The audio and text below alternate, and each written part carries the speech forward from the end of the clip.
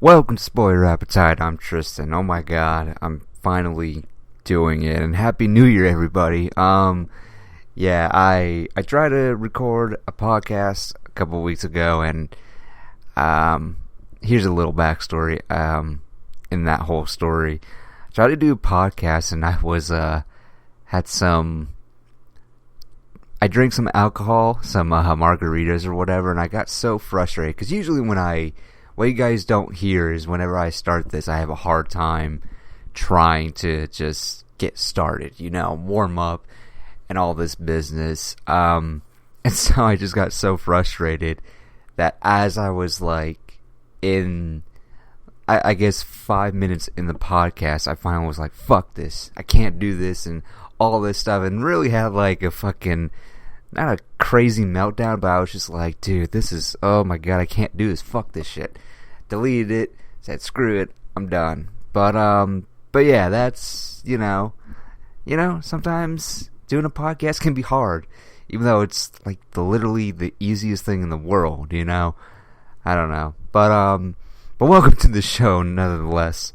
Happy New Year to everybody. I know that for me personally, what I did during my New Year's was I went over to a friend who can't go out as much because, pandemic obviously, and plus she's got a heart condition, and so I just went over there to visit her, and we spent New Year's just hanging out in the hot tub, having some drinks, and then we watched, I think we were just really we had the alcohol in our system, and we watched musicals. Well, at least one of them, which was, we watched The Greatest Showman. Now, I'd never seen The Greatest Showman, and that movie came out almost 3 years now. No, almost 4 years? Wow, time flies. Yeah, almost 4 years. Fuck. Never seen it because, personally for me, you would think for somebody who was a theater kid in high school, and yeah, I was a theater kid. I was a theater kid in high school, and, for some reason, I was never into musicals. I never really was into musicals. The only musicals that I ever saw was, an actual, Broadway. I've seen Les Miserables and Hair, and Hair I actually like. I mean, it's not singing throughout the whole song, the whole play, I mean. And that's the thing with musicals. Musicals for me, it's I can't really wrap my head around musicals that are just singing throughout the whole play. I can't really pay attention to it at all. But but it was just, so musicals I'm not really a fan of. And then after rewatching Les Miserables a couple weeks ago before New Year's, I was just like, god damn, this movie's great. And I remember seeing that movie for the first time in the theater. I dragged my dad to go see it with me, and my dad's not a fan of musicals either, but we went and saw it just because, I wanted to see it, just because not only was I in theater, but also Hugh Jackman was in it, and I'm just like, Hugh Jackman in a play? Okay, cool. And I had known that, he started off as a Broadway, I remember just watching that movie and not really, I can't remember what my first experience was, but I was just like, I'm pretty sure it was yeah, it was fine. Didn't like that it was singing throughout the whole thing. And, cut to the present, or a couple weeks back, before New Year's, me and that same friend watched Les Miserables, and she loves that musical. She loves it to death. And I remember just watching it and just being a fucking mess at the end of it, because I was like, what the fuck?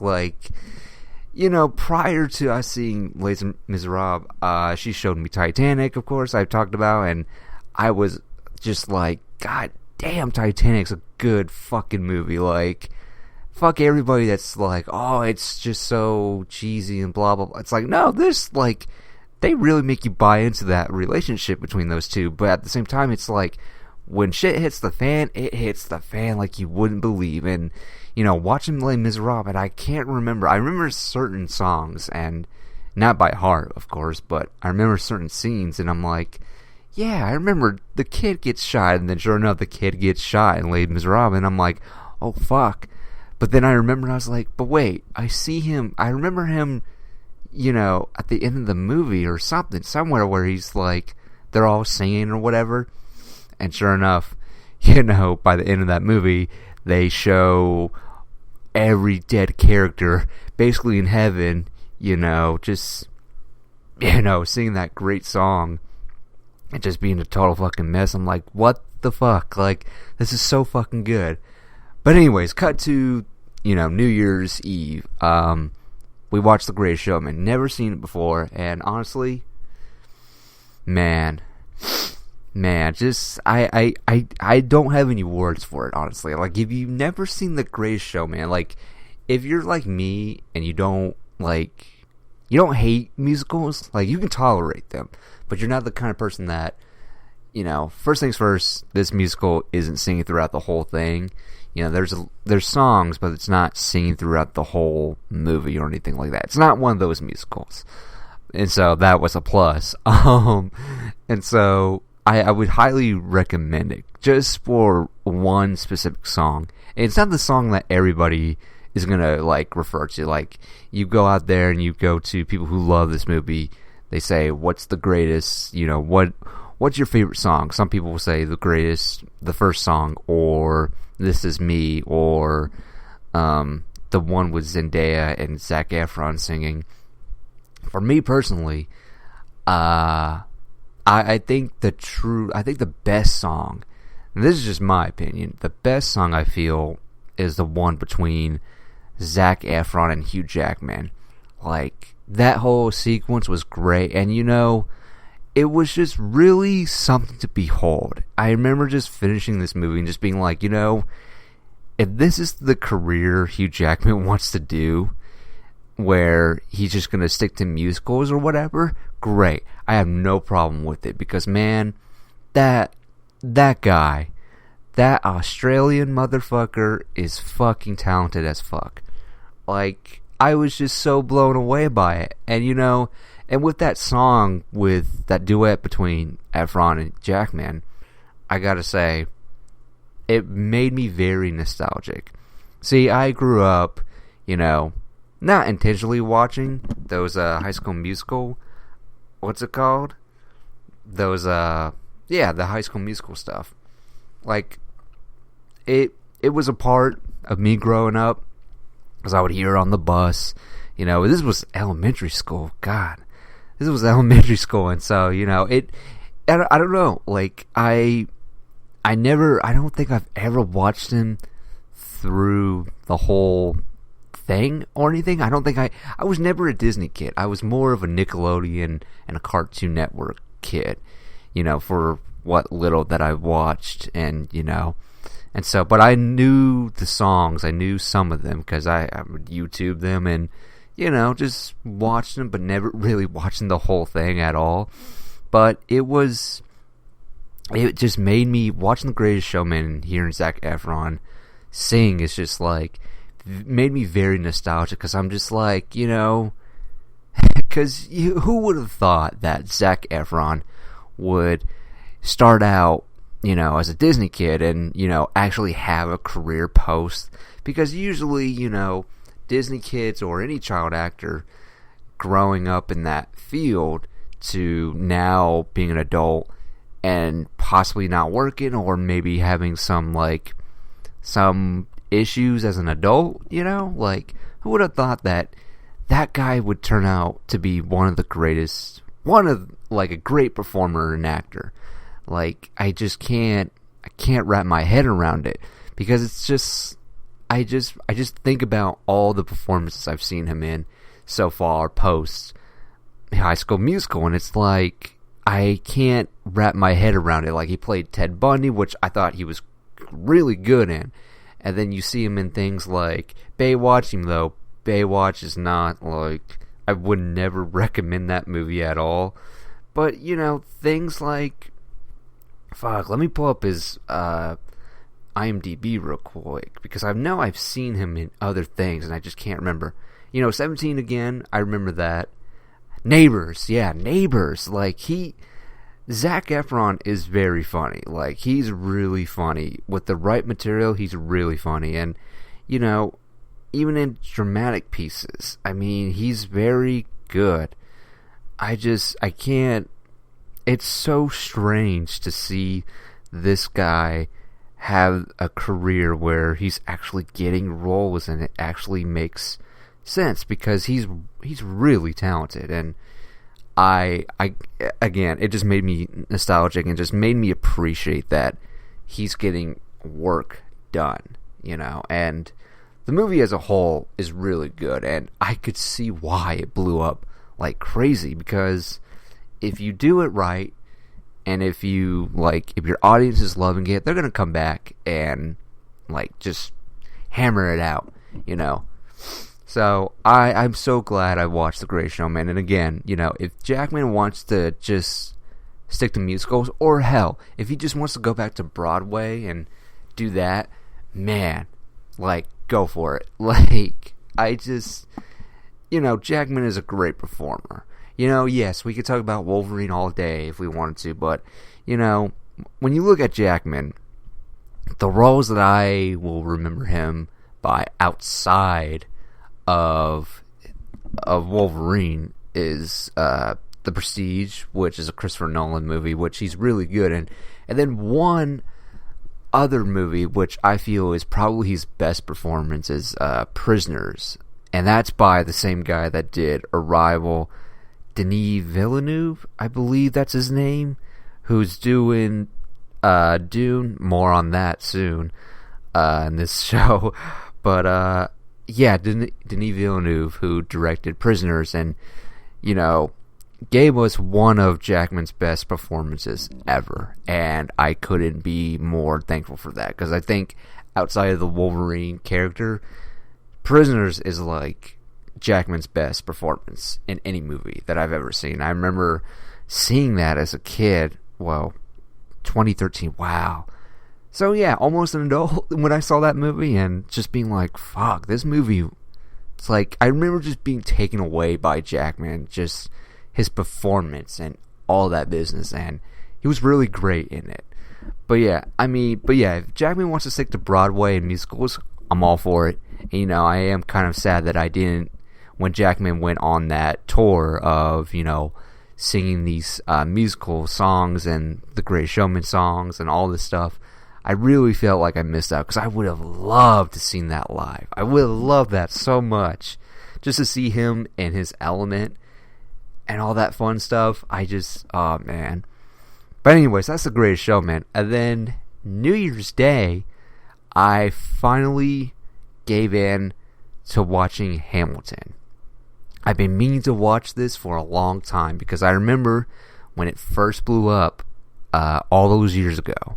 I remember it, 2016, and, you know, again, you know, fresh out of high school, and everybody on my social media, all my theater friends were basically blowing up Hamilton. And I was like, okay, let me check this out. And I tried to listen to it, and I don't know what it was, and I just couldn't really get into it. You know, I tried to get into it, and so, you know, looking back on it, I think the real reason why I couldn't, I couldn't really sit and listen to it is because I actually had to, knowing that it's a musical, I had to see it in context. I kind of want to see it in context. You know, I can't be one of those people who listens to a musical and, you know, when I hear about a musical, I have to listen to the songs first. I can't do that. I need to see a visual. I need to see a visual in order for that, because I feel like that's part of the experience, you know?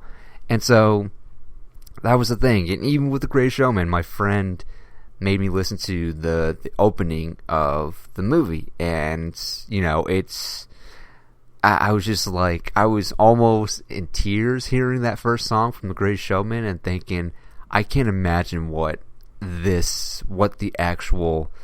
context of this song is, like what is on the screen.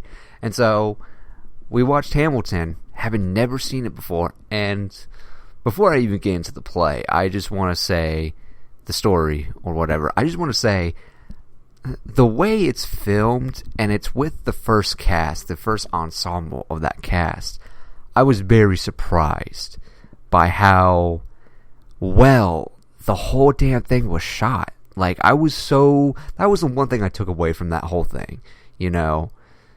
It was just like, this is shot beautifully. Like, it's never like, they never show you the audience. They never show you the audience. Well, besides the moment when they do have a couple, I think there's only 2 shots where they have the camera behind the actor who's coming out on stage, and you don't really see the crowd either, but still, the way that this is shot, and even like the floor is moving at one point, it's like, dude, this is fucking crazy.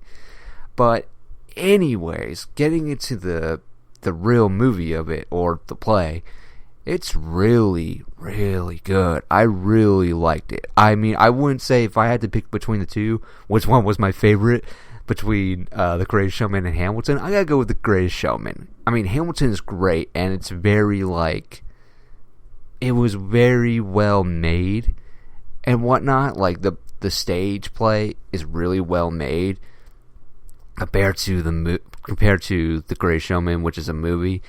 And so, I don't know. The Greatest Showman I preferred over the Hamilton, but Hamilton, I'm just like, I totally get why everybody fucking loves this one.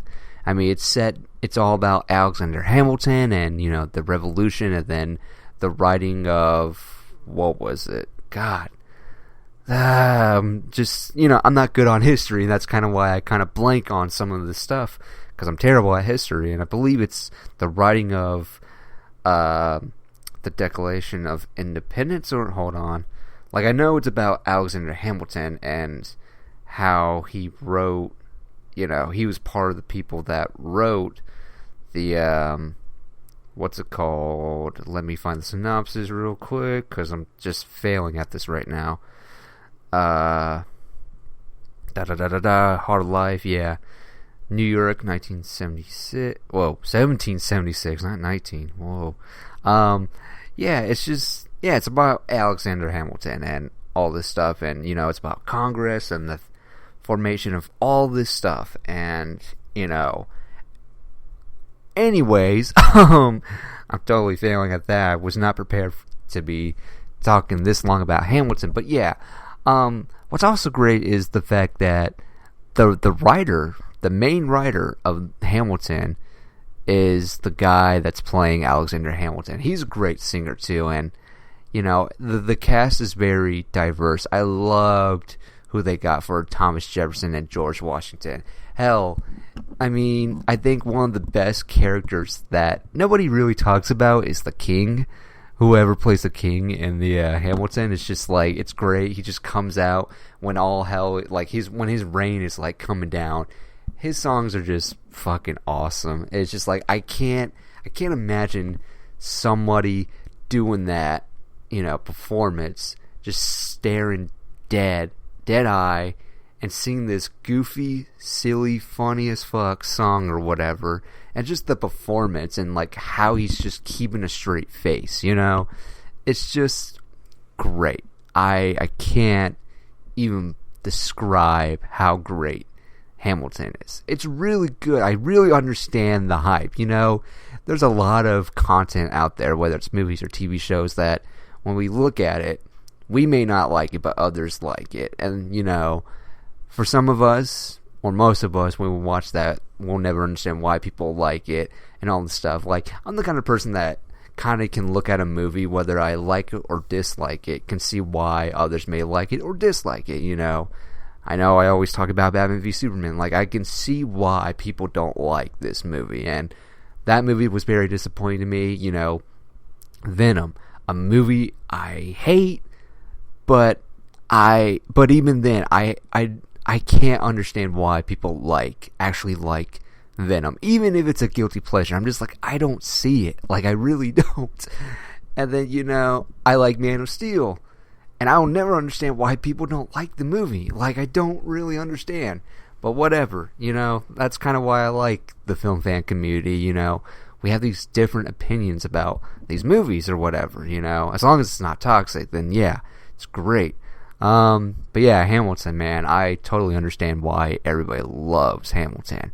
You know, I get it. I totally get it. And I'm not even a musical fan, but I like this, you know? Like, the only musicals I like is so far Les Miserables, Hair, which, you know, Hair is a Broadway musical I would love to see brought on screen. You know, it's basically about, it's set during the 60s in the height of the Vietnam War, and it's about these hippies and whatnot trying to fight against the war, and like, no, not this. And then your main character, who is kind of bouncing between being part of the hippies and then being forced, I believe, by his parents to join the army or whatever. And it's very good. I love, you know, Hair is a great, really Broadway play that I feel like, you know, it, you know, I don't know how old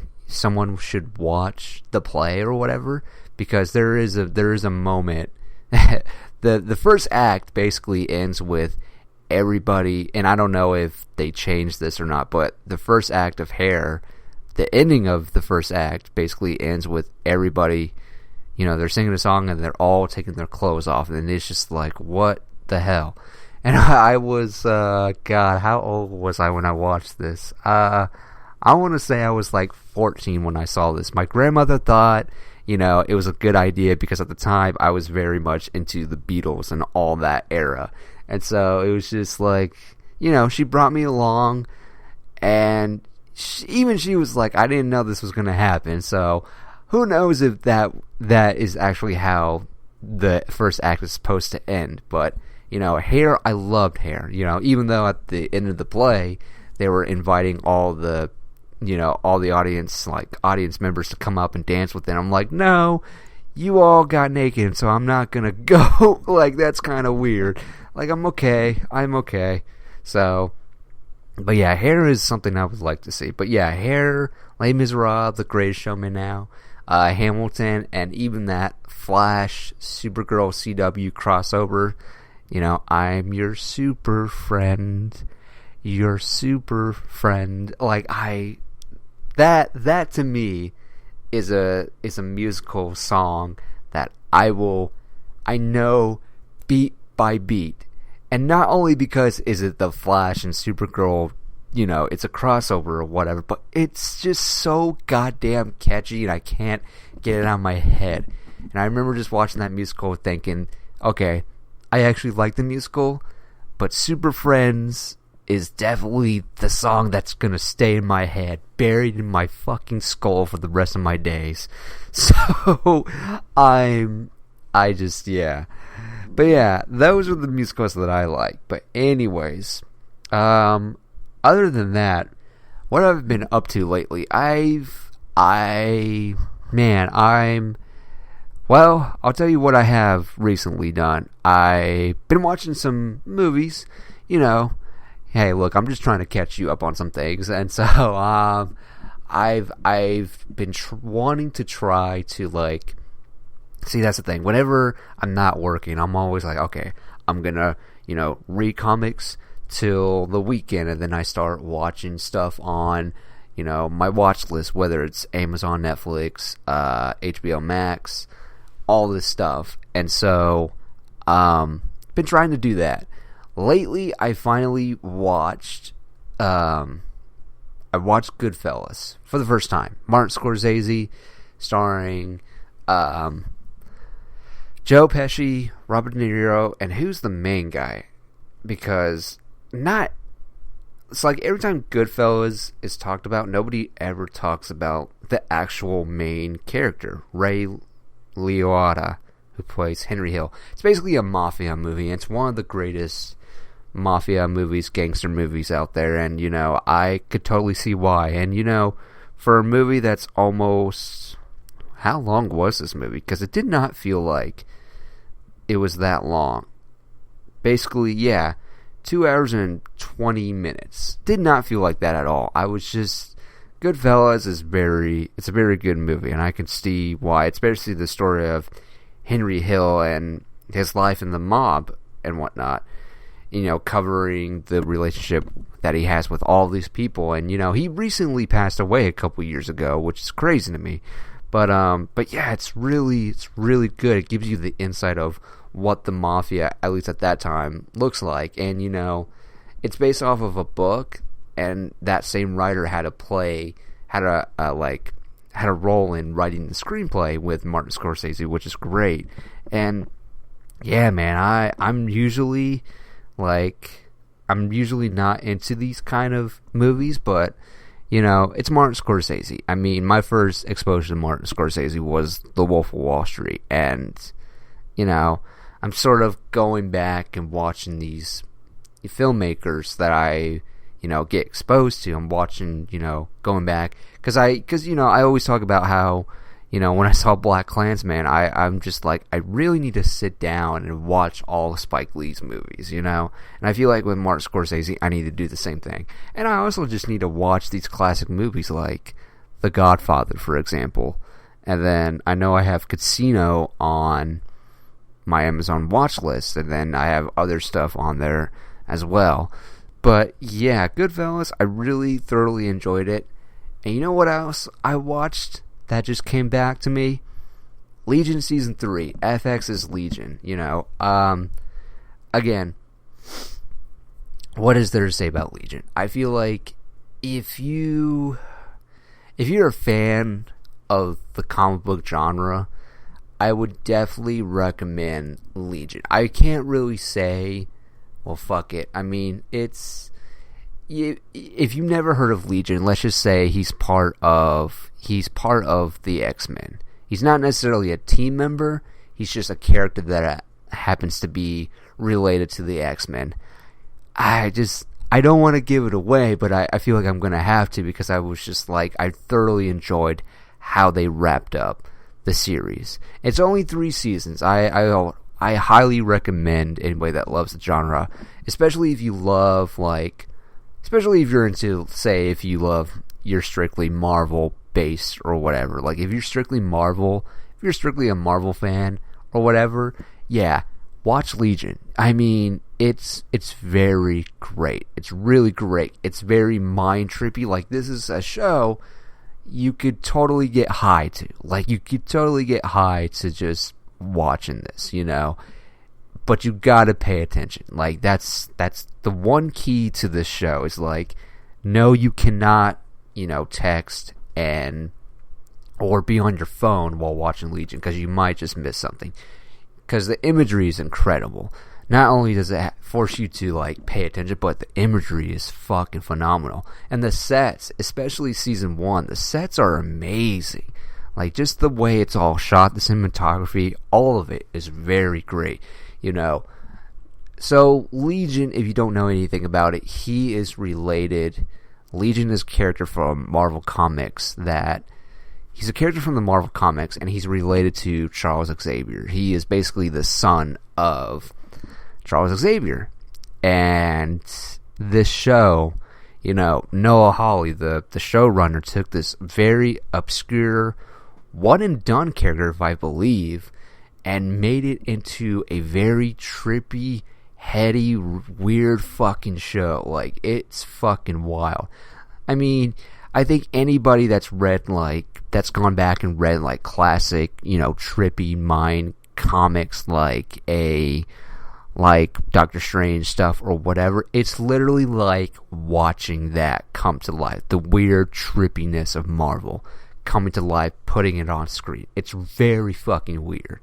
And I can't highly recommend this show, because I'll take you back, because I remember when that show was coming out, my dad watched, I think it was just 2 episodes, or maybe 3, maybe the first episode, and he immediately texted me saying, you gotta watch Legion. And I'm like, I don't know, the marketing didn't really do anything for me, but you know what, alright, fine, whatever. And so I believe I just watched the first 2 episodes, and I was just like, wow, okay, I've never seen this before. Okay, let me deep dive into it. And so it's basically, you have the great Dan Stevens playing Legion, or known as David, in this show. And David, is, it starts off with him in a mental asylum. Basically, we see his life, we see flashbacks to his life as a kid, and, it's something strange is happening, and, he's hearing voices and all these images in his head or whatever, and so kind of makes him spiral out and, has all these, like, mental problems as well, but he doesn't realize it's because of, this power he has. But not only that, you've got the main villain who's kind of trapped in his head or whatever, making him hallucinate, see all these images, making him, like, very, like, schizophrenic at times, It's very trippy and ballsy. It's, like, really crazy to watch, basically. Because it's just, it's wonderful. It's really wonderful. And, by the end of season 2, they do something that's just like, holy shit.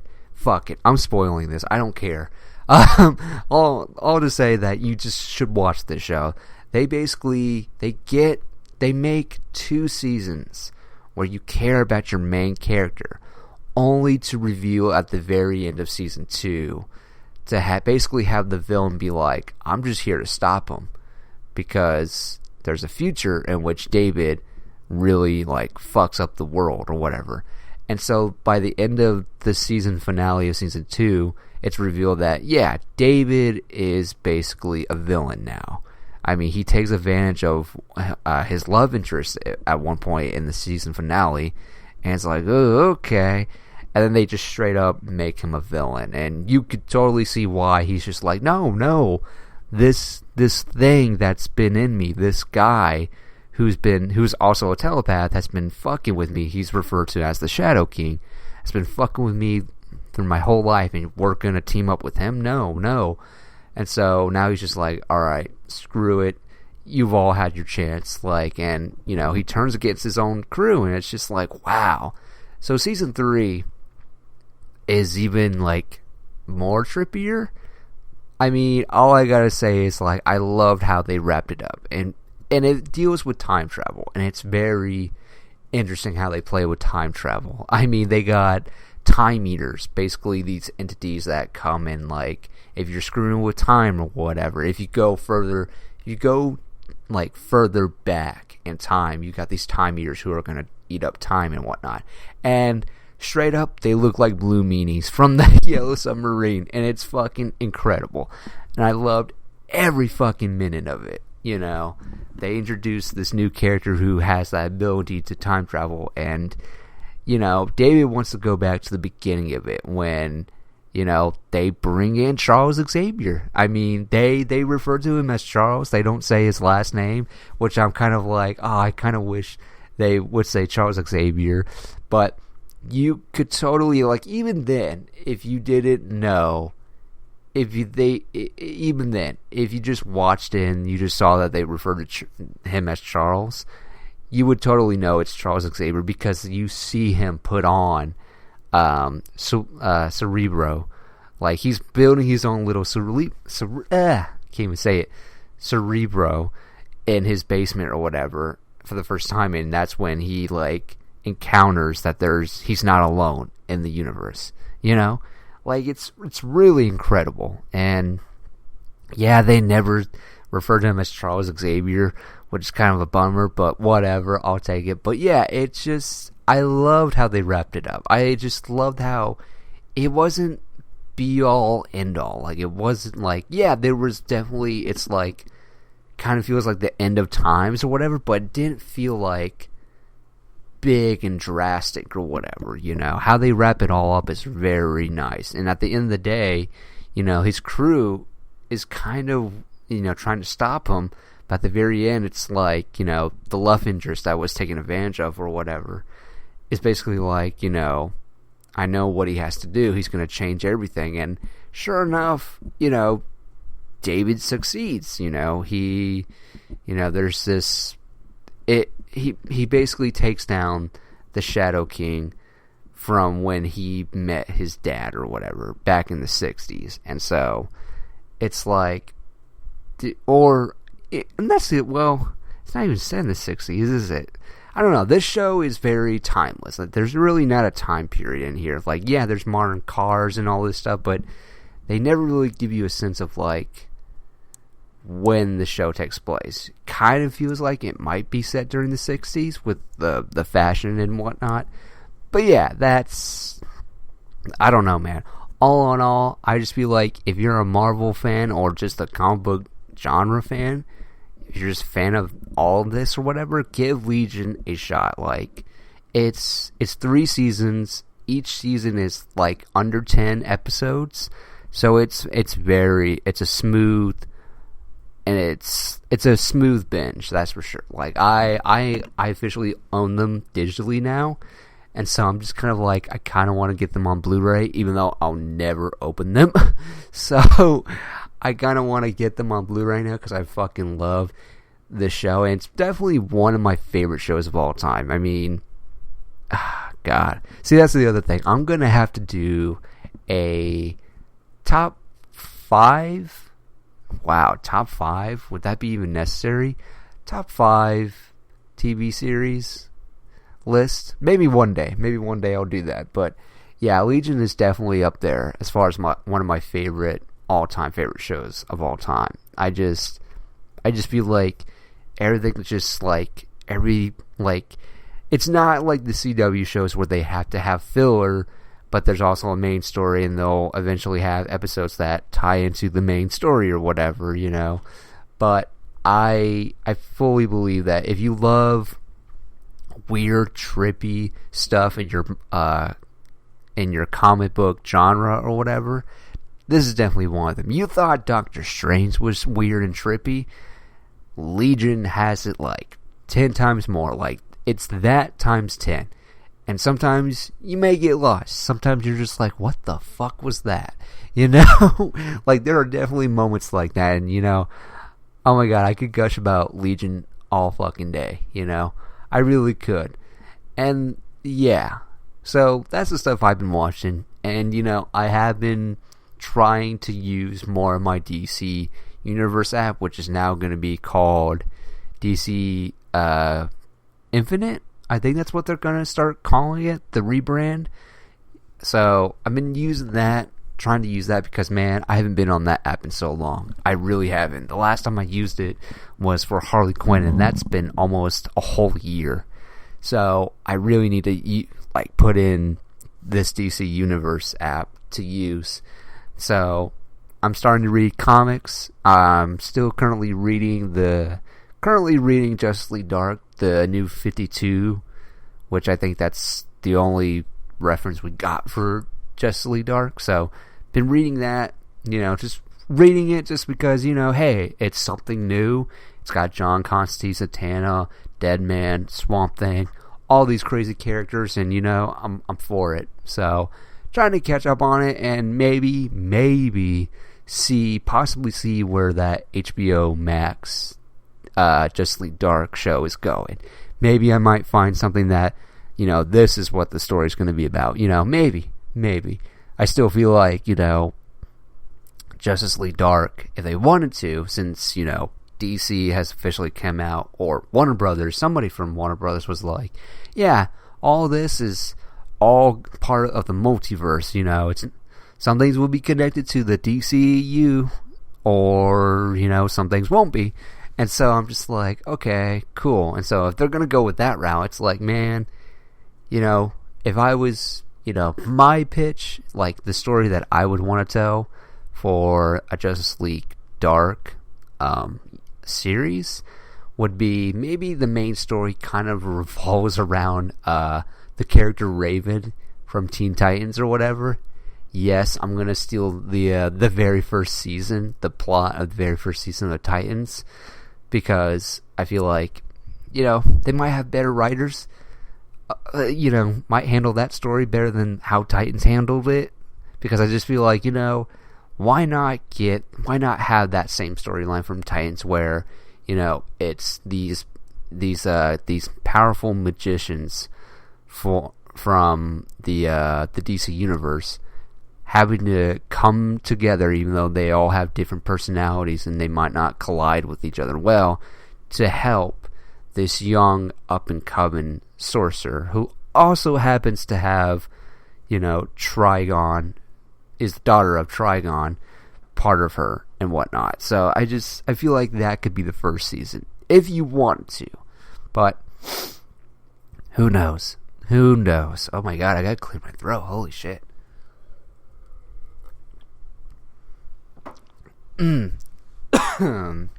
Sorry about that. Sorry about that. Yeah, I don't know why I'm so stuffy today. But anyways, yeah, that's my pitch for at least season 1 of Justice League Dark. I almost said Titans for a second, but they already did that. But yeah, Titans. And that's, you know what, let me just talk about Titans. I know they casted Savannah Welch as Barbara Gordon for Titans season 3, and again, I don't fault for anybody who loves that show. I really don't. For me, I just couldn't get invested into it. Even though I watched all 2 seasons of it, I don't know why.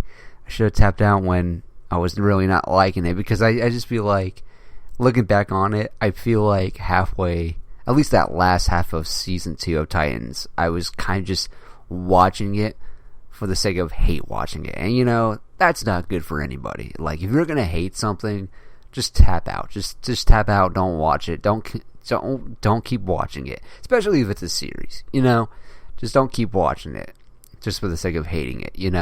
So, but yeah, I just feel like with season 3, with all these reveals, we not only is, who knows what the main plot of this season 3 is going to be about, because it kind of just feels like there's way too much going on.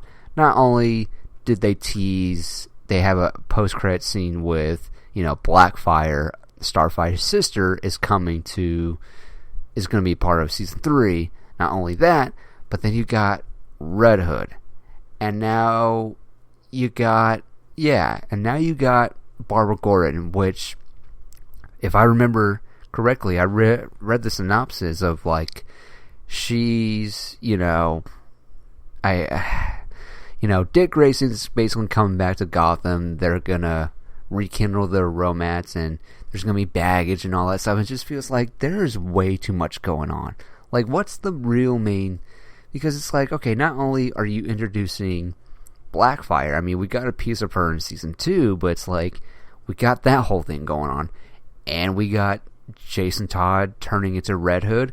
I mean, who knows what his real motivation why he turns to Red Hood is for. Obviously, it's not going to be because of the fact that Joker, killed Jason Todd or whatever. I don't think it's going to be that at all. I just don't see that happening at all, because it's like, if you had the rights to Jason Todd, it's like, why would you bother even doing Red Hood when you could have just done what you did with Deathstroke and, introduced Deathstroke as, he's always been there, he's always been around, and, there's been confrontation between, the old Titans team and Deathstroke. Like, there's a history. So it's kind of like, if you're going to introduce Jason Todd, why not just, and you're going to do Red Hood, why wouldn't you just say, acknowledge that there was a dead Robin, and then, have season 3 be about how, Jason Todd kind of is there just to fuck with, Batman's, like, allies and whatnot. Even though in the show, Dick Grayson, in the first season at least, doesn't want anything to do with Bruce Wayne, but then he does in season 2, trying to rekindle or whatever. So it's kind of like, if you're gonna, look, I'm not even a big fan of Red Hood either, so there's that.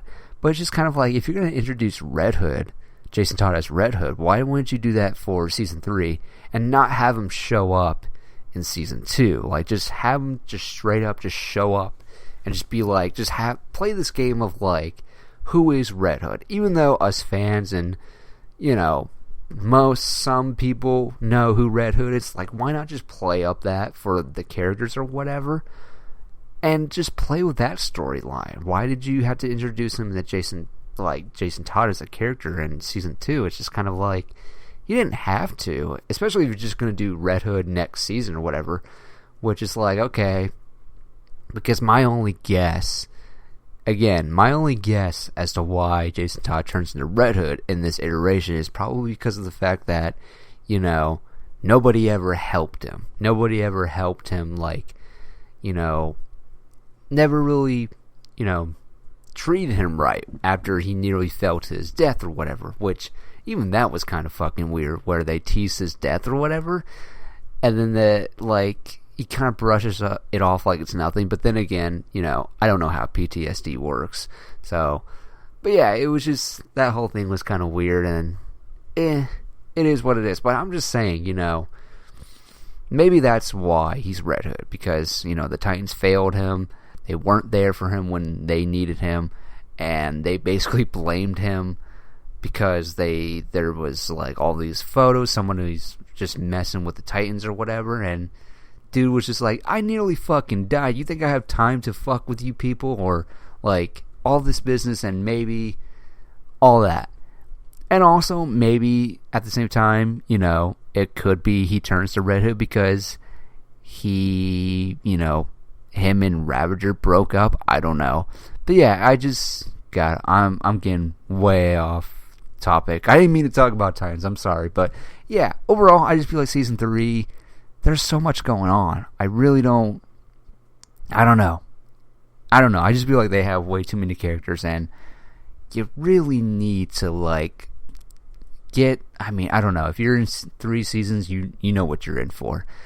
And for me, it's just like, yeah, I'm not gonna do it because, again, you haven't really made me care about your characters, and you know what?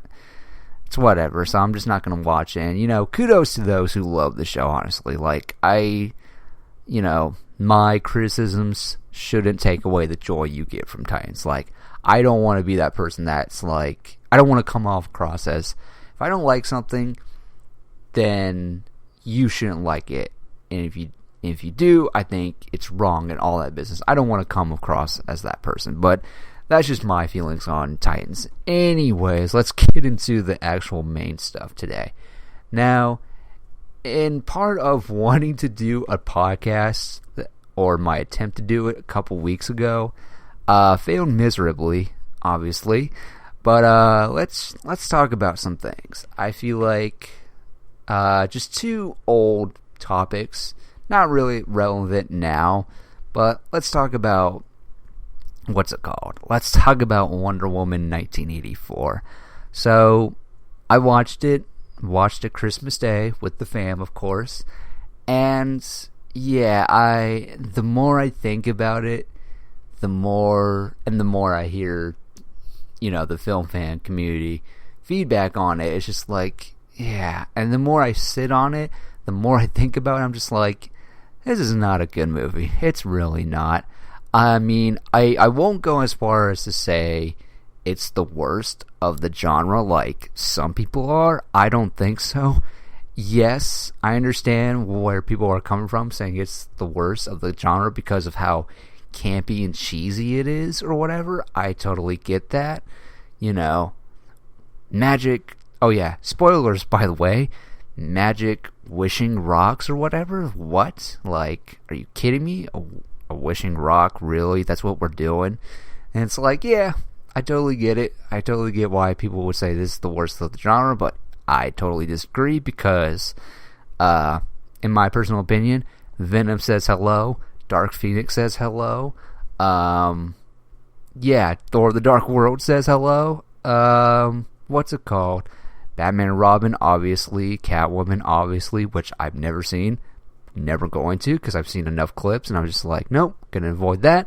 And just other ones. Hellboy says hello. Like, there's a lot more in the genre that's, you know, I would just say Wonder Woman 1984 is just bad in general. It's bad. It's not the worst of the comic book genre, but it's just bad, you know.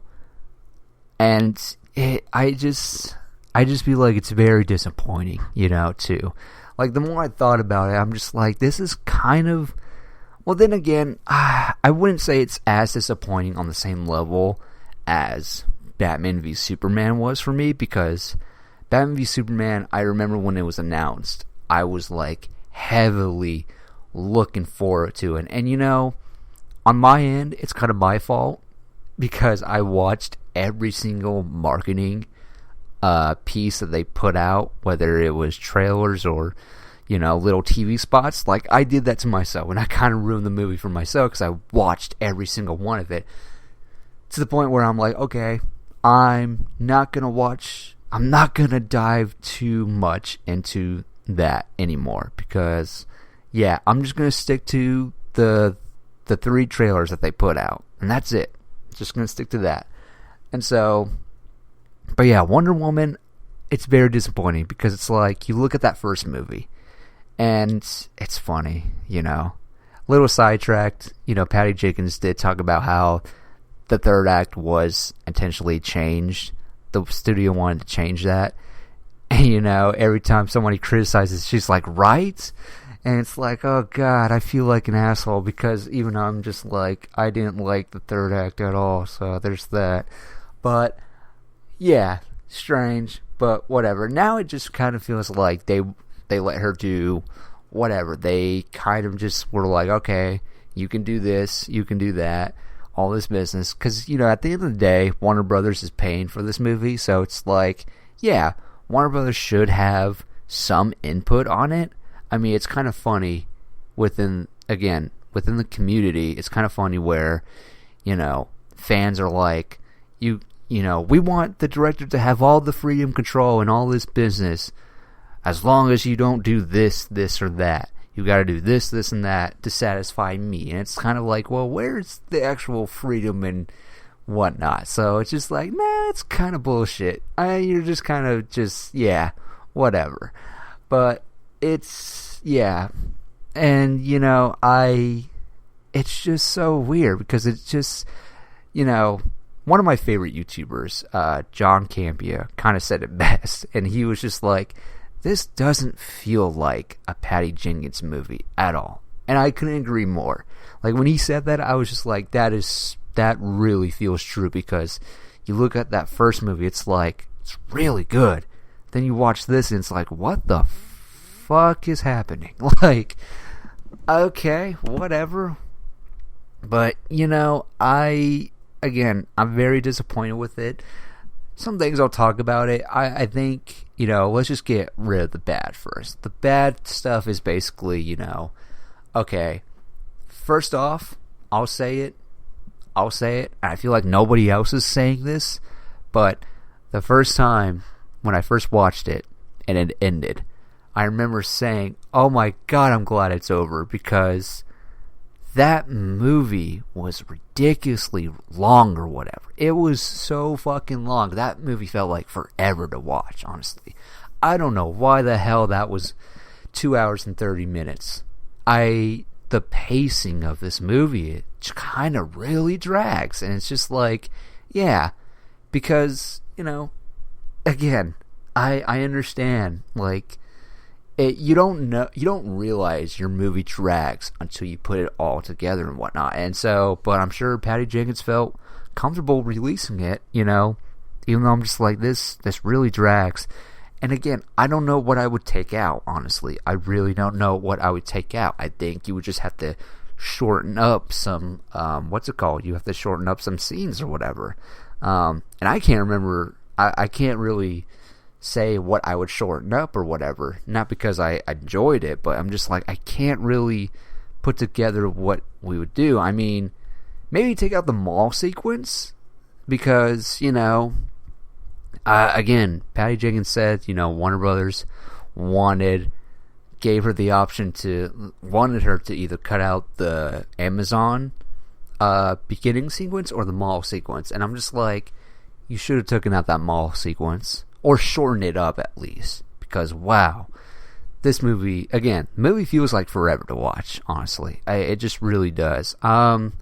What else? I feel like Cheetah could have been left out. The Barbara character could have been left out altogether, because, you know, she wasn't bad, sort of say, but she just kind of felt like she's just there. Like, she's just there for the sake of being there. And, that dynamic between her and Diana, I bought it. I really did. But again, I just felt like Cheetah was kind of wasted at the end of the day. And yeah, also the rules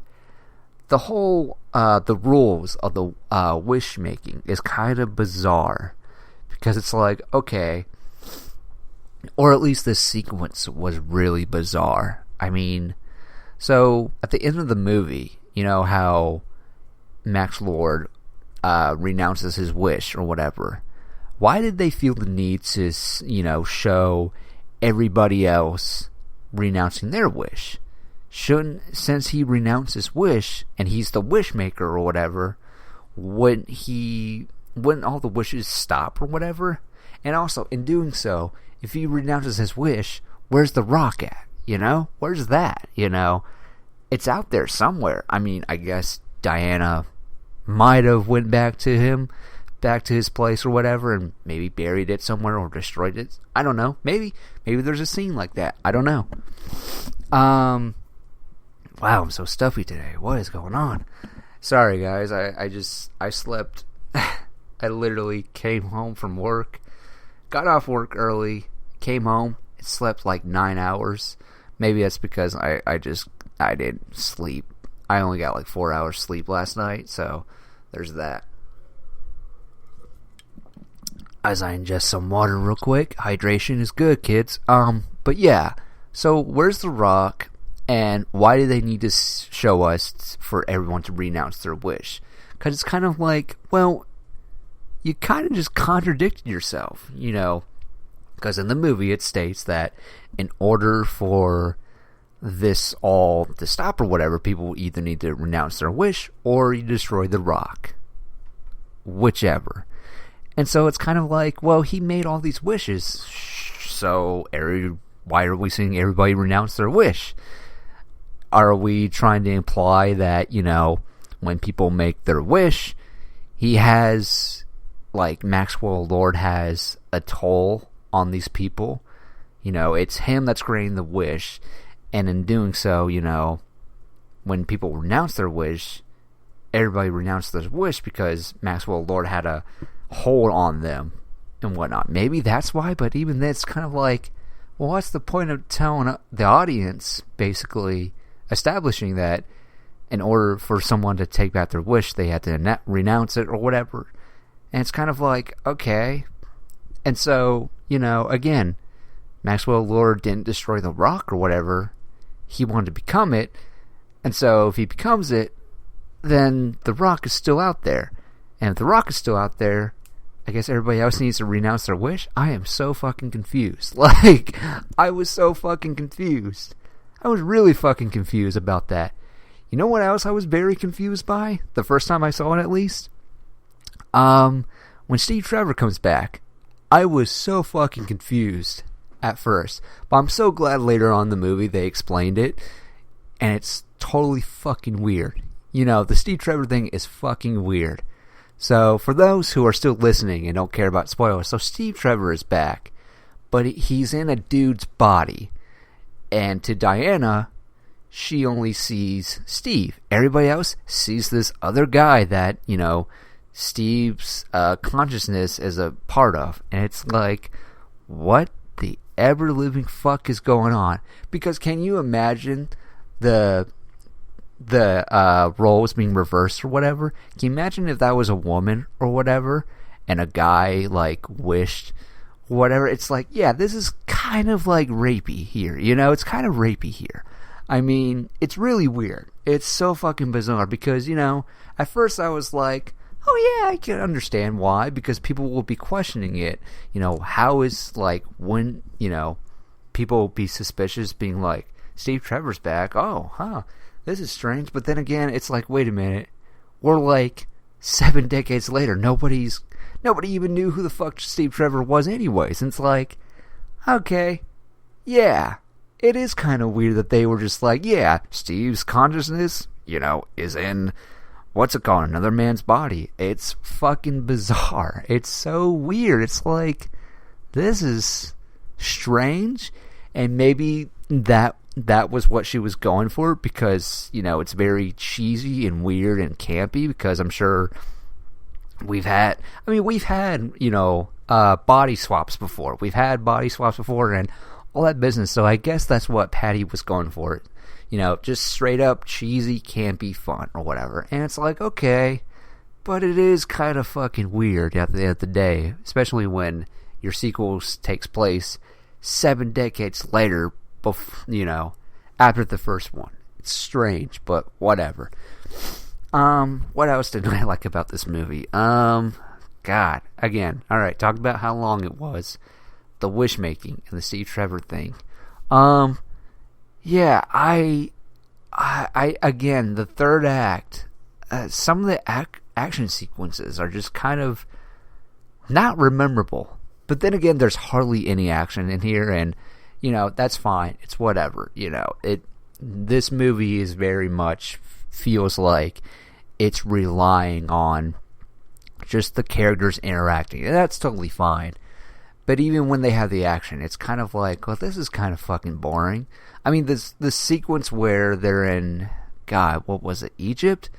You know, that whole chase sequence was great. I really thoroughly enjoyed that one. But, man, the cheetah and the Wonder Woman fight, the very last one, you know, the first fight, the first encounter was kind of great. And, you know, it really shows that Cheetah was more in control. And that's the other thing. When it comes to the wish making, you gain something, but you also lose something. You know, it's playing on that trope, and, you know, that's fine. And so when, you know, Diana made her wish of wishing that Steve was here or whatever, that's fine. It is kind of strange. I mean, yeah. See, my brain is everywhere now that I keep talking about it.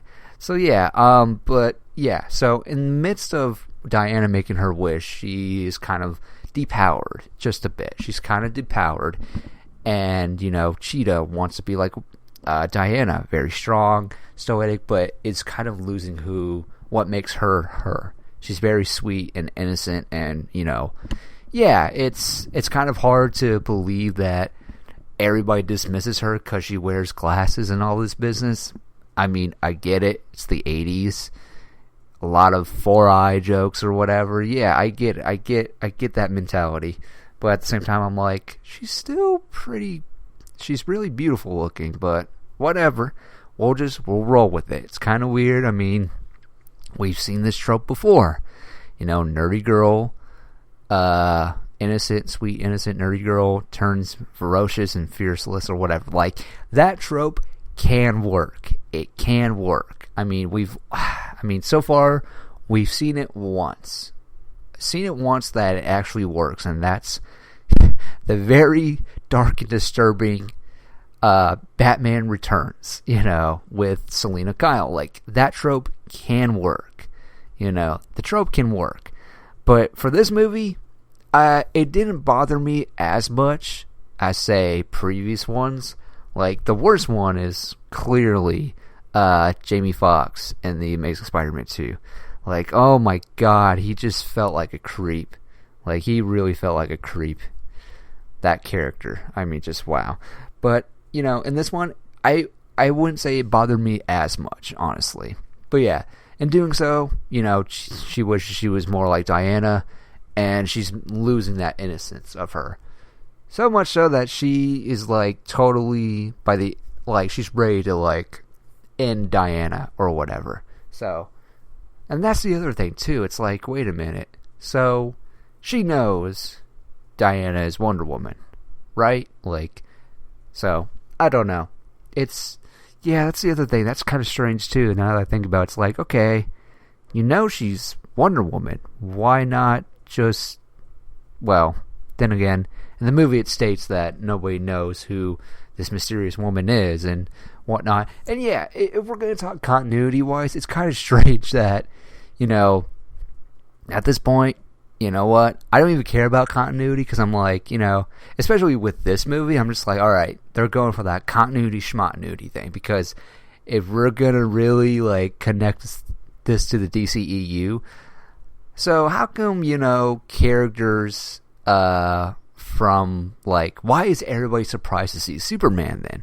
Why is everybody surprised to see, a doomsday creature when, back 30 years ago, there was a magical, everybody was wishing for stuff or whatever, and all hell was break loose, like the end of the world was about to happen. Like, why is anybody surprised by a Man of Steel and a doomsday creature and an alien invasion? It's like, I mean, again, seen this before, even though it's been like decades ago, but still, it's like, why are you guys surprised by this? Like, yeah, it's horrifying, but it's like, geez, y'all, okay, whatever. But yeah, it's so strange. This movie is just really kind of everywhere with the whole wishing and the Steve and, the third act. Yeah, the final battle with Cheetah and Diana. That was just so fucking bizarre to me. I was just like, okay.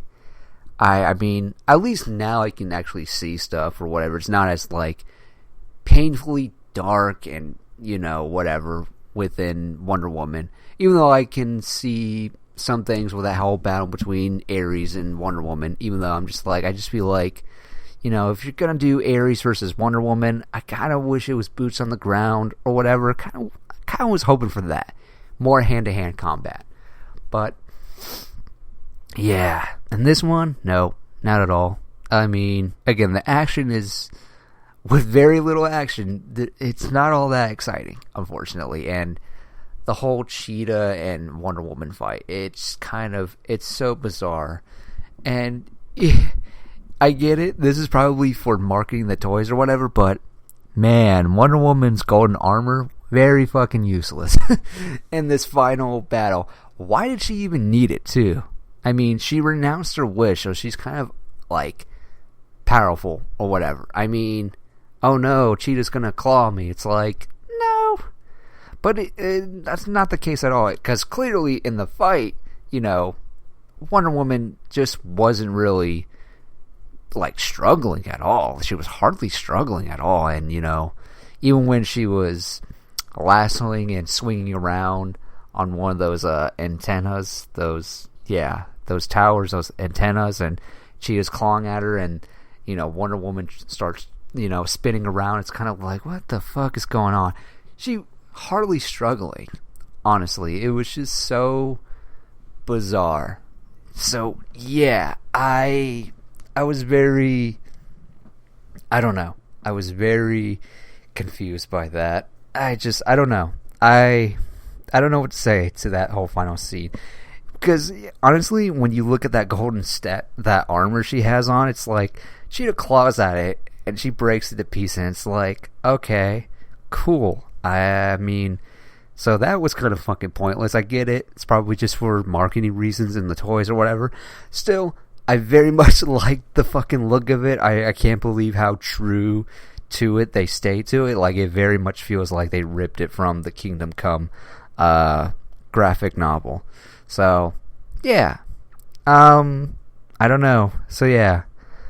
And, I'm thinking about the Steve Trevor thing right now. I just can't get over that at all. Because, again, going back to it, I appreciate that they explained it, but, man, the whole, like, turning the camera, you see this dude or whatever who's talking as Steve Trevor, and then, Diana's like, don't you ever say that to blah, blah, blah, and then she has that realization it's him or whatever, and the camera turns around. It's like, wait, did he just morph into Steve Trevor? What the hell? Oh, wait, he's just possessing a body, because there he is in the mirror, the guy that Steve Trevor is in, or whatever.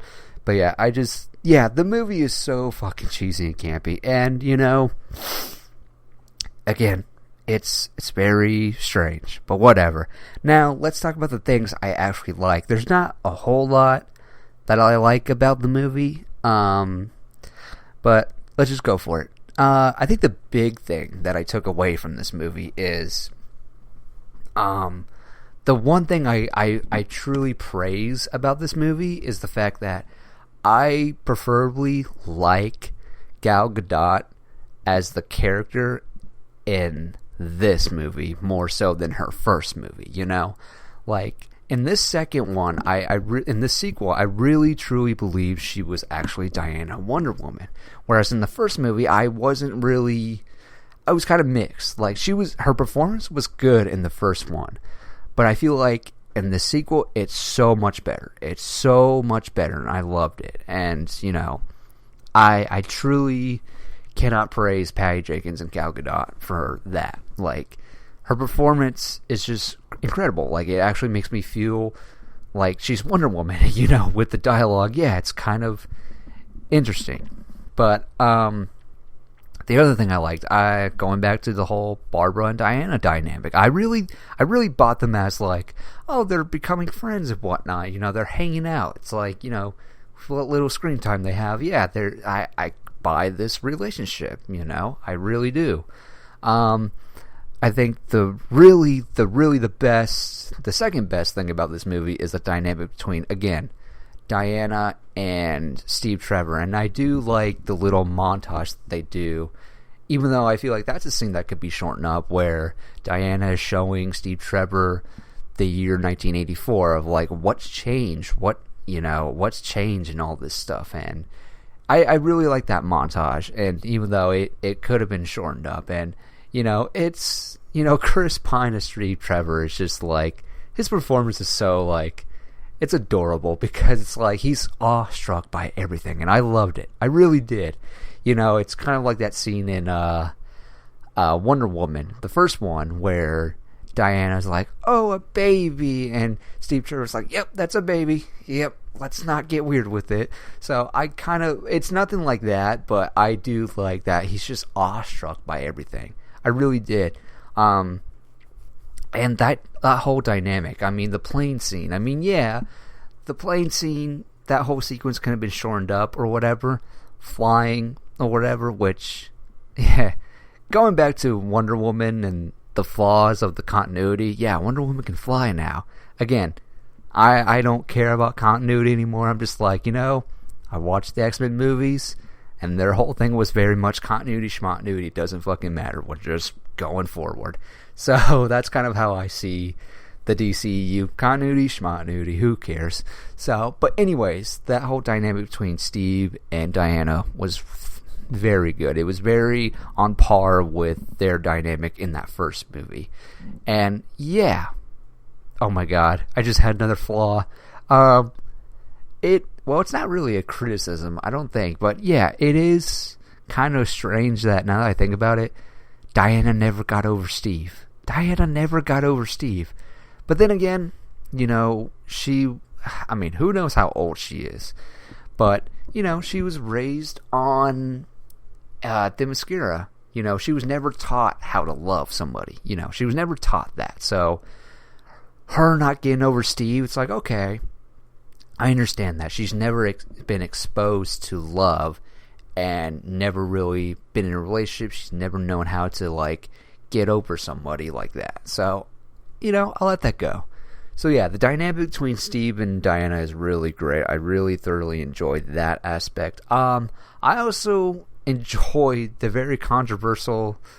Well, it's not even controversial. I mean, most people don't like it, but I actually like the design of Cheetah in this movie. I really did. I like that she basically, her look comes from, I guess, the leather jacket she was wearing with the fur and whatnot, and that's how she's like morphed into Cheetah. I really like that a lot. I really did, and you know, I thought the CGI was pretty good on her or whatever, and you know, a part of me was like, what is the CGI on this? Like, I mean, I know it's the tail, I know it's the fur, but it's like, you know, in a way, I guess I'm just that crazy, but I just felt like, you know, it could have been mostly practical. Like, it kind of looked like most of it was practical, but I imagine it was CGI. But, you know, everybody's saying it looks like the cats or whatever. I'm like, no, definitely not that. Definitely does not look like that at all. I really, you know, not that at all. But yeah, I like the design of Cheetah for the movie. I also loved, again, Barbara being this very, very hostile character because she's losing her innocence because of her wish and whatever. Yeah, there's that. So, I like the design of Cheetah. Not so much. Not a fan of the battle, but hey, I like the design of it. What else did I like? I think we also got to talk about Pedro Pascal as Maxwell Lord, which, again, the whole plot revolves around it being cheesy. So the fact that, Pedro Pascal is kind of this cheesy campy, yet there is another side to Maxwell Lord.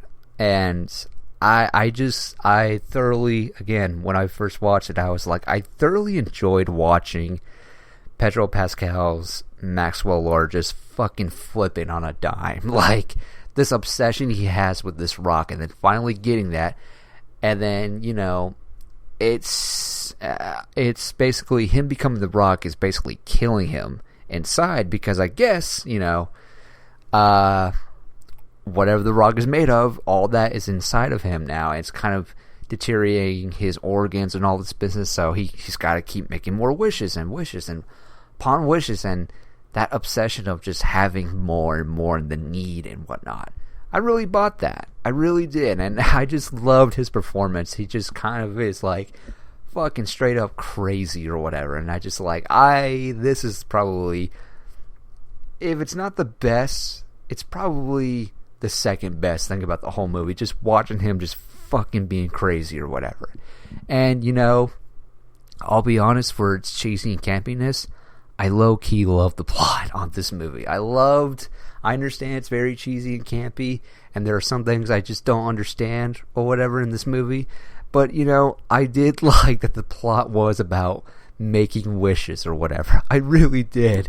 I mean, yeah, there could have been an aspect of actually seeing the god who made this rock. He could have shown up somewhere. I don't know. But I did love that. I really did love that. So there's that. And yeah, it's not a perfect movie. It's not a good movie. It's a very disappointing movie. But overall, would I recommend this movie? I don't know. I really don't know. While I was very disappointed with it, and, I'm okay with calling it a bad movie, would I recommend this movie? I don't know. I mean, it's kind of like, I kind of think of, I mean, you could. In a way, you could. I mean, if you love the character, go for it. Just watch it. Whatever. I mean, but say down the road when, it's all said and done, looking back at Batman v Superman, some of us would recommend the movie, others wouldn't.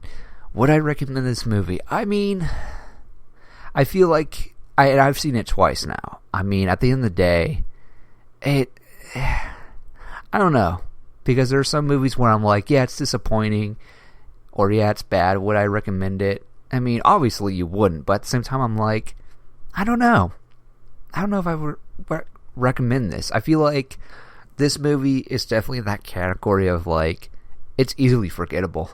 Like, it's easily forgettable. Like, I feel like that the negatives will outweigh the positives and whatnot. So, I don't know if I would recommend the movie. I mean, all I can say is, hey, if you see it and you want to watch it, go for it. And if you hear the word of mouth and it's not great word of mouth and you're just going to avoid it, fine. That's totally fine. It's up to you. I mean, I don't know if I could recommend it. A part of me wants to, because I'm like, I truly feel like Gal Gadot's performance as Diana is so much better than the one in the first one. Not to say that, her performance isn't good in that one, but I just feel like there's an improvement in the character or the performance, So there's that. So yeah, that's Wonder Woman 1984 talk for you. All right. Let's talk about The Mandalorian. I don't know if I can go in a deep dive with The Mandalorian that I did with 1984, but The Mandalorian Season 2. Wow, what is there to talk about? There is a lot to talk about. Not only with the whole the whole ending or whatever, again, go into spoilers, and I'm sure people who are listening have seen The Mandalorian.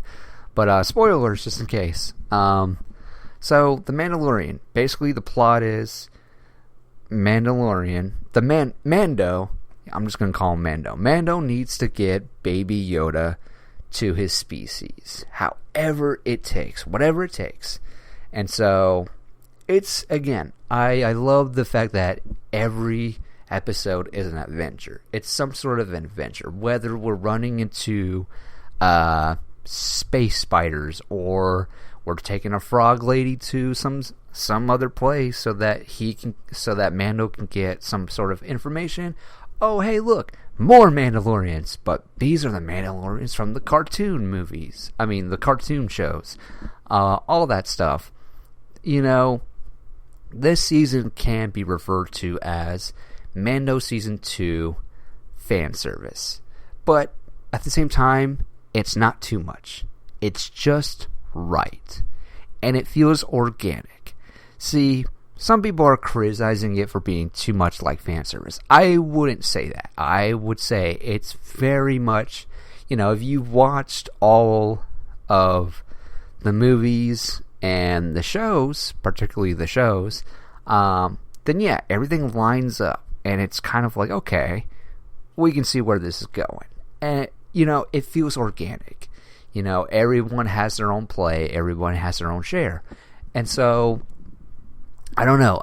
There's only really what is it, 3 episodes that are kind of, they have their moments where it's, at least the final has a fan service moment, and it's fucking awesome.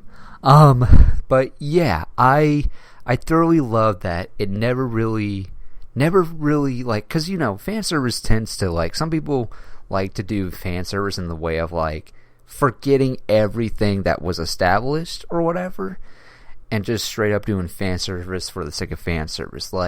Fan service is the kind of the best fan service, and again, I can't remember where this quote comes from, but I heard this great quote.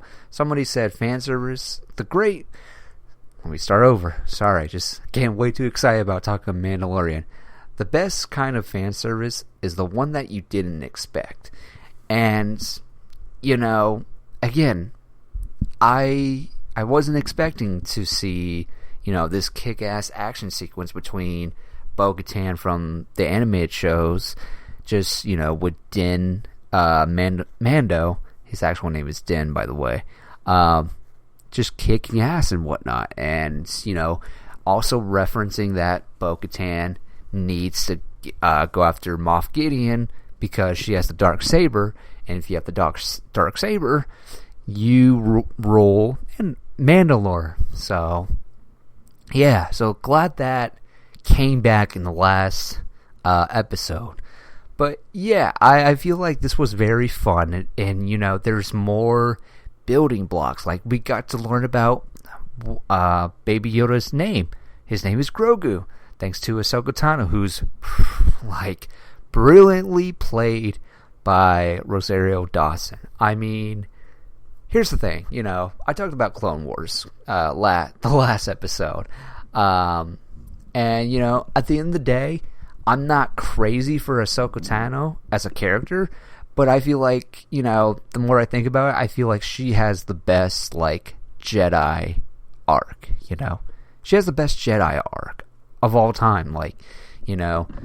She's a Padawan, and then she gets accused of something that she didn't do, and saw the error ways of the Jedi Temple, and all that stuff, and kind of just goes away, and then, comes back just to take down Maul and, regain Mandalore and all that business. And, it's, she's got a great arc. And then now, now that the Empire's gone, it's now she's just looking for her friend. And it's just she has a great fucking arc. And, again, not my favorite Jedi of all time, but definitely a top 5 favorite Jedis of all time.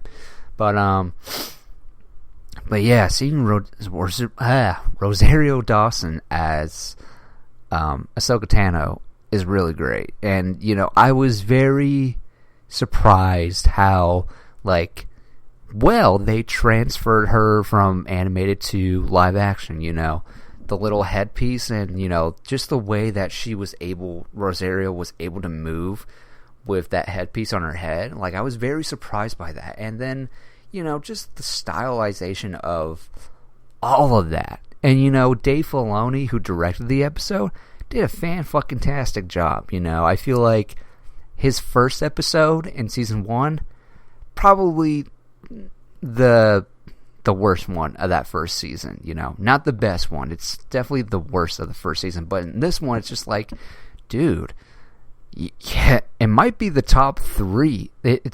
Obviously it's the top 3 because it pushes the narrative forward, but also the way he constructs the camera and the shots, and oh my god, I saw a little still from the episode where it's Grogu and Ahsoka, and the moon is behind them or whatever, and it's from Mando's point of view, who's like pacing back and forth, who's far away from them.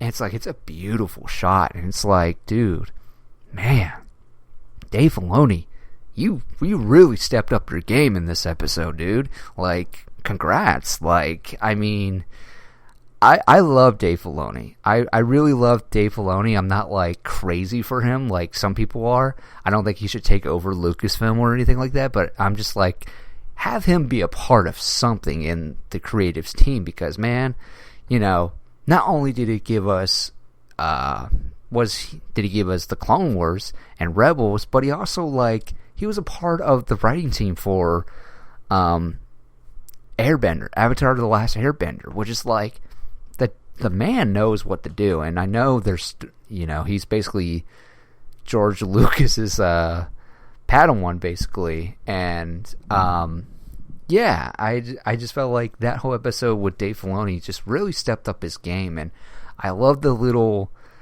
he's just very mythical kind of vibe I got from it, even though there was like no like magic in it, but it just felt like magical with this episode. It was just insane to me. And then, going back to Bo-Katan and all of that, it's just like, it's great. And the first episode is really good too, with the whole, what's it called, the sandworm from SpongeBob.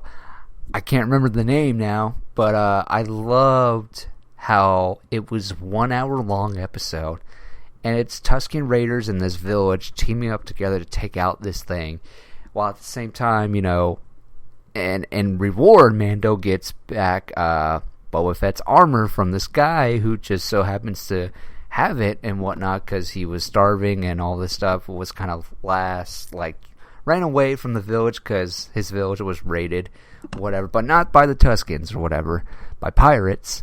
But yeah, and then you end that episode with Boba Fett, him just right there, seeing all that commotion going down, or kind of just watching Mando, and then cut to what's it called, his episode where he returns. It's just like, this man was brutal, and Robert Rodriguez had a hand in it, bringing that badass Boba Fett, because Boba Fett, as far as the movies go, not great. He's not a very interesting character at all. He's not like the badass character everybody else makes it out to be, because they read the books and whatnot. But for the first time ever, seeing Boba Fett kick ass was something, man. It was really, truly fucking something to behold. And yeah, this is like the fan service that is really good. It's not like taking over the whole, like, it doesn't take over the whole plot for me or whatever. Like, some people are gonna, whenever they refer to season 2, they're always gonna point out that fan service stuff, and that's fine. For me, I just feel like, I just love that it never ever feels like it puts Mando in a corner and just being like, hey, we're going to do all this cool shit or whatever. It's like, no, you can have some cool shit, but at the same time, it's Mando's story going forward. And I truly love that. And also, I remember So after whenever Boba Fett gets his armor back, it's like the next episode we get Boba Fett who fucking cleans his armor, and it's like the first thing I thought of was like, I like your cut, G. Like, seriously, dude. Like, oh my god, it's so fucking beautiful. And I can't tell what I prefer more. The very dented, non-paint job of Boba Fett's armor, or do I prefer the paint job of Boba Fett's armor? Like, I can't tell which one I like more, because, I like the old style because of the fact that it's like, okay, this guy has been through some shit. He's been through some shit. And then, but at the same time, it's like his new repainted armor is just like, dude, that's just so fucking nice and shiny. Look how green it is and all this stuff. Like, oh my god, I couldn't get over it. Like, that was the highlight for me in that episode with Bill Burr and whatnot, when his character came back. I couldn't fucking get over it. I was just like, dude, oh my god, it's so beautiful.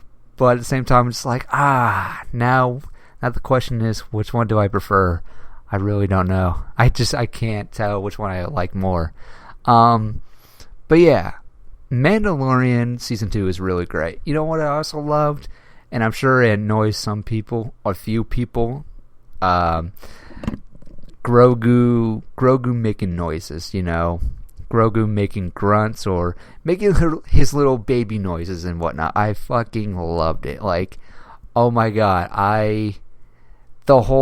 first of all, the whole Grogu helping Mando fix his ship with the wire and whatnot. Oh, that was so fucking adorable.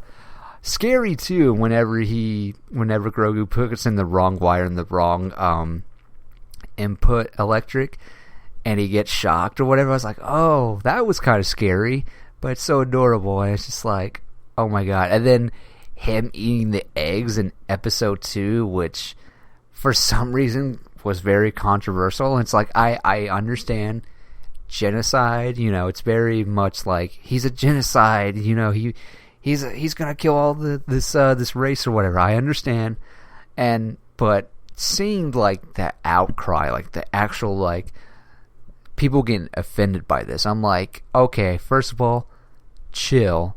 This is just a sci-fi fantasy show. Relax. Also, he's a baby.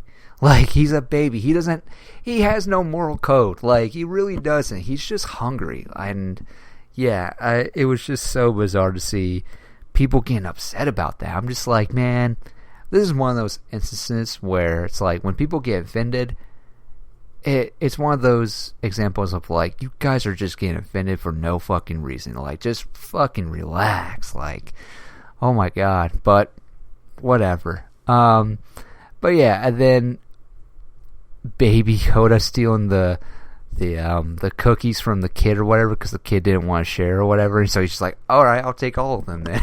Like, I just like, it's so bad, but I love it. But my absolute favorite moment from Grogu / Baby Yoda was really in was it episode 2 or episode 1? God, no, it's episode 2. The opening of episode 2, and so, people want the child or whatever. Well, specifically, they want Mando's armor or whatever, because it's very, very, very rare to have that armor. And so, yeah, they threaten, Mando's on his speeder bike, and then these pirates, fucking, what's it called? Destroy his little speeder bike with a wire, and Baby Yoda's flying, and it's just like, oh my god, it's horrifying. And then at the end of the whole fight sequence, this little pirate has Grogu in his hand and is threatening Grogu with a knife, and it's like, whoa. And so Mando's like, there's nowhere you can hide from me that I can't find you. And so the guy just wants his jetpack, Mando's jetpack, gives the jetpack, and oh my god, seeing Grogu, Baby Yoda run to Mando, I was just like, fucking baby fever, dude. Like, are guys supposed to have baby fever? Because I don't even know anymore. Because I was just like, oh my god, that is the cutest fucking thing ever. And his little legs, and you know, the little noise he's making or whatever, it's just like, oh my god, like, what the fuck. Like, when I saw Baby Yoda run, I was like, oh my god. I had to pause it and just like take a moment. I was like, I really just saw Baby Yoda, Grogu, run for the first time. Oh my fucking god. I can't even deal with it at all. Yeah, man, I drank all the Baby Yoda Kool-Aid, man. Like, I really do. I just, like, I can't help it. I really can't help it. It's just too fucking adorable, man. But yeah. Let's talk about the finale. The season finale. Dude, as if it wasn't a cool episode already, where the last episode is about, you know, saving Baby Yoda Grogu, because in the return of Boba Fett, in that whole episode, thanks to Ahsoka Tano, you know, basically Mando was supposed to give Grogu to Ahsoka Tano, but Ahsoka Tano was like, I can't train him, not with all that anger and whatnot. And, you know, going back to the whole Baby Yoda thing for a second, when Grogu is called by his name by Mando, oh my god, that's just that look he gives, and just that, like, oh, you know my name now, like, just like, yes dad, like, oh my god. But anyways, Ahsoka Tano can't train Grogu because she's seen what happens to great Jedi who have too much anger in them and whatnot, and so she's like, okay, just place him on this rock and some Jedi will find him. So in the midst of that, so Mando does find the place, and Grogu does his little meditation call or whatever. So in the midst of that, you know, stormtroopers find them and they take them. Dark troopers come and take them. So yeah.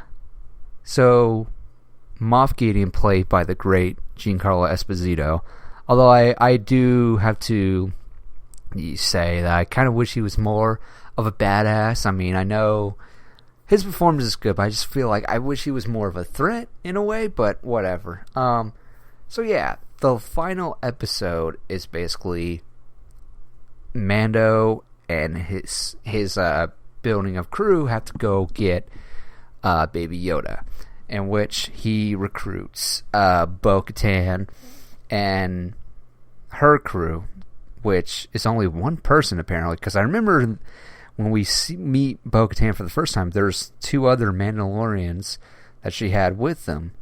And yeah, and dude, I swear, it was so amazing. It's the 2 moments we get where, you know, Mando meets somebody with Mandalorian armor and they take off their helmet, and Mando is just like, give me the armor. Like, because it's so incredible with this lore, because of the fact that Mando was raised by Mandalorians that never take off their helmet.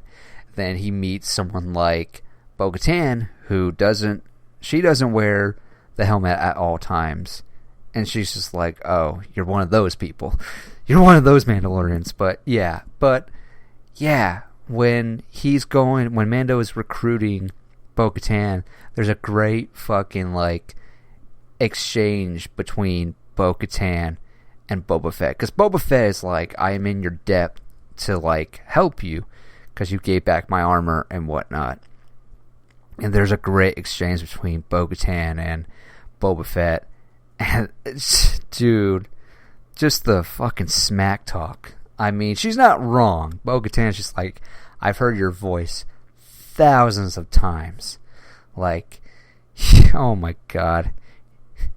Where she's like, you know, she's like, she says to Boba Fett, you're no Mandalorian.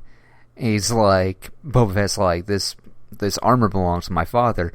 And Bo-Katan's like, what, your donor? And it's like, dude, ouch. Like, oh, she's not wrong, but at the same time, he technically was the son.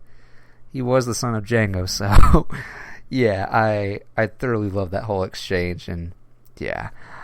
But anyway, so we got this crew, and they gotta go save Baby Yoda from Moff Gideon, played by Giancarlo Esposito, who so happens to have the Darksaber, and that's one of the reasons why Mando wants to recruit Bo-Katan, because Bo-Katan needs that Darksaber back to rule Mandalore.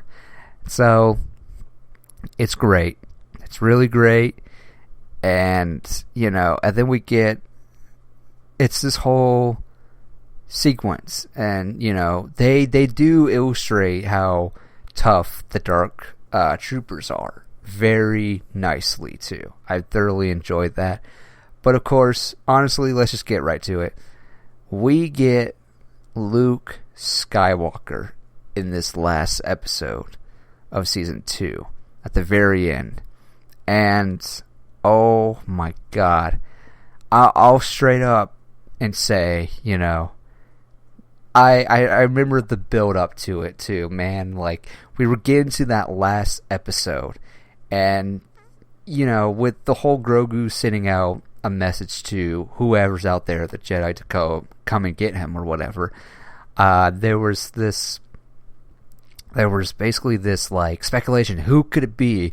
Will it be somebody from, you know, Rebels, Ezra Bridges or whatever his name is? Haven't seen Rebels yet. I'm sure I'll get to it. Or, yeah, but was it going to be Ezra? Was it going to be Luke? Was it going to be, you know, the Force Ghost of Obi-Wan or Qui-Gon Jinn? Or all these Jedi? Could it be Cal from Fallen Order? All these options. And to me, I was just like, it's got to be Luke. Like, why the fuck wouldn't you do Luke? Like, come on. It only makes sense for it to be Luke. Like, it's got to be Luke. And so I was very surprised to see how some people were not saying it's going to be Luke. I was like, dude, if this is your plot and this is like how you do it, like if this is what's all building up to, why the fuck wouldn't you do Luke Skywalker? But anyways, we get to this last episode, and man, I'll be honest, here was my first reaction when I first watched it. I was like, you know, all hell is going loose. You know, the Dark Troopers are out, and, you know, as established before in this episode, early on in this episode, that the Dark Troopers are hard to beat or whatever, because they're not man, they're machines. And so, yeah, so we learned about that. All seems lost, and then boom, an X-Wing flies in, and it's like, Bo-Katan goes, there's an X-Wing just came in, you know, and she's like, whoever you are, please state who you are, or whatever, and no response at all. And it's like, oh, okay. Now, when I first saw the X-Wing, I initially thought it was Ahsoka Tano. I really thought it was Ahsoka. But then I was like, no. That's when it hit me. I was like, no. It's like, no. Is it really going to be Luke? And they show you him tearing ass on these Dark Troopers or whatever. And so it wasn't until they show you him tearing ass on these Dark Troopers from, like, the camera point of view, from the security camera point of view. And it wasn't until you see it wasn't until, you know, the camera starts panning to his lightsaber. But as soon as I saw the black glove, I was like, Luke, it's fucking Luke. I fucking almost like, I was just like, no, I was losing my fucking mind over it. I was just like, oh my god, like, we got to see Luke Skywalker, Jedi Master Luke Skywalker, in his fucking prime. He was not sweating at all. And man, at the very end of him taking out all these Dark Troopers, and he crushes that one Dark Trooper with the Force, I was like, bro, let's fucking go, dude. Like, let's fucking go. Like, I couldn't, like, I couldn't get over it, man. I really, really couldn't get over it. And, and that's when it all, the story's complete. Luke Skywalker, and there's a lot of talk about how are we feeling about it being a CGI Mark Hamill Luke Skywalker, in the days of Return of the Jedi. And for me, honestly, I was just like, I would have taken either one. Whether it was CGI Luke or if it was Sebastian Stan casted as a young Luke Skywalker. But you know what? I mean, I think that would have been hard to do, was Sebastian Stan as Luke Skywalker, because we would have heard that he got casted as Luke Skywalker. But then again, they kept Baby Yoda as a secret for Mandalorian Season 1, so maybe they could have done it. But I don't know. But it really, I think, and the way it was done, I think it was always meant to be young Luke Skywalker CGI, because of the fact that, because of this, I was watching John Campea, and John Campea, one of my favorite YouTubers, basically was asked, how do we feel about CGI Luke, and he was like, in the context of it all, it works because of the fact that, if you had Sebastian Stan as Luke Skywalker, and he had the hood over, and, that the whole surprise is to see a CGI Luke Skywalker is basically what it comes down to, because the whole time he has a hood on, and so it's like, if the reveal of, of the hood coming off, and it's Sebastian Stan as Luke Skywalker, kind of would have been a disappointment. And, I think that if that's what they were going for, yeah, that's what they needed to do. If that was their whole plan, to have him reveal himself as Luke Skywalker, then yeah, you would have you have to have a CGI Luke Skywalker. So yeah, man. But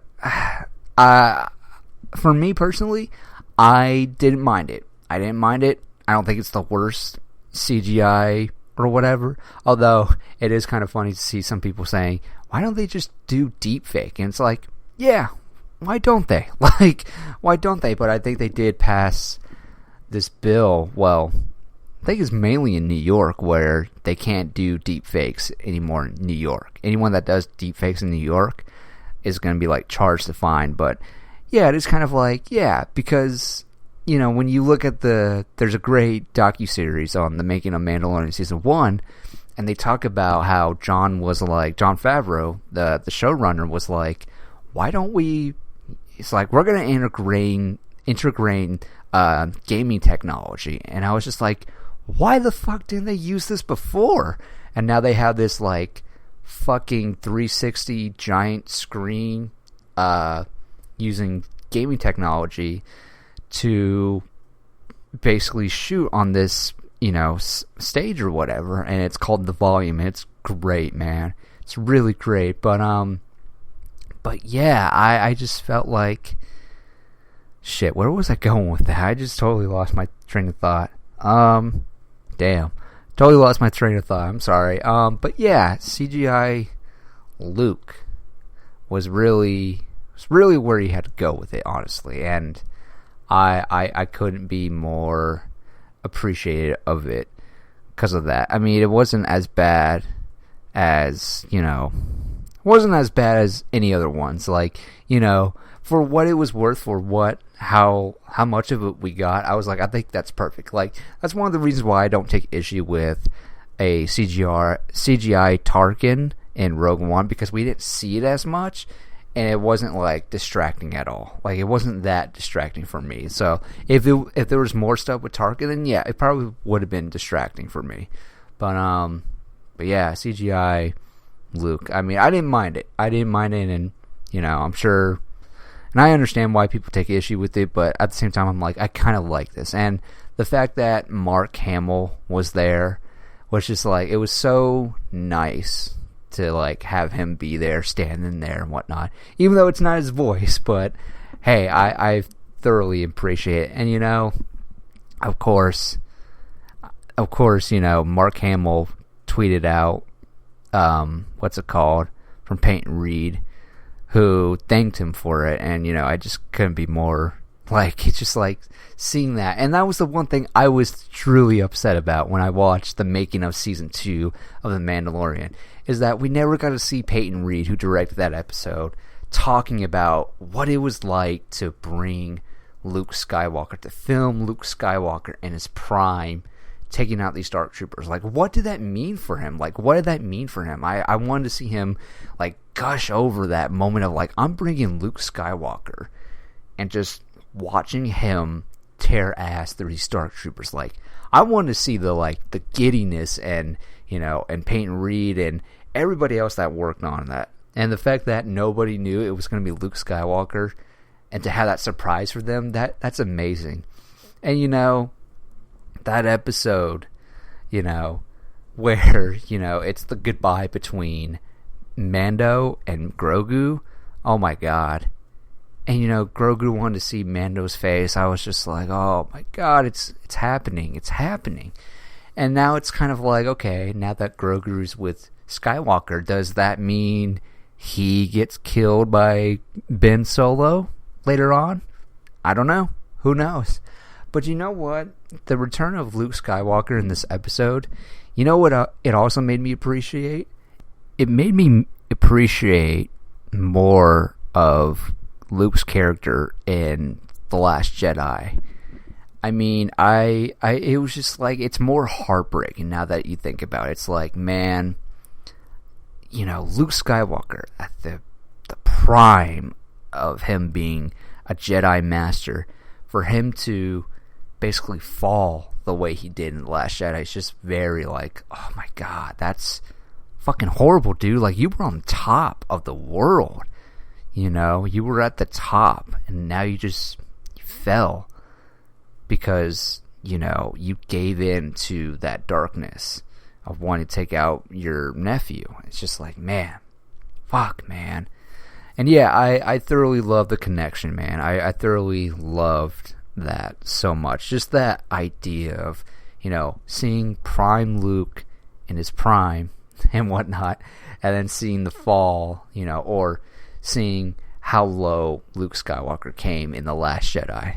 Just beautiful, man. Just beautiful. But yeah, that's The Mandalorian. I thoroughly enjoyed it, man.